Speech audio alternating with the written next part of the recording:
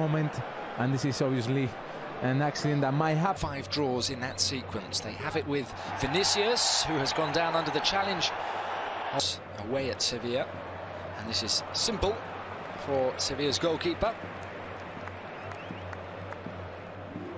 And he's found Oliver Torres. Oliver Torres hit that during the game. Fine run from Rodrigo, kept out by Nyland. Oh, Tchouaméni slightly loose there by Ramos. It came to Brahim.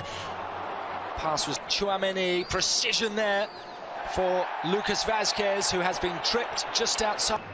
And Toni Kroos has hit the target. And let's wait a minute and confirm it to you. It's out by Bade, only as far as Luka Modric! Oh yes! Luka Modric rolls back the years.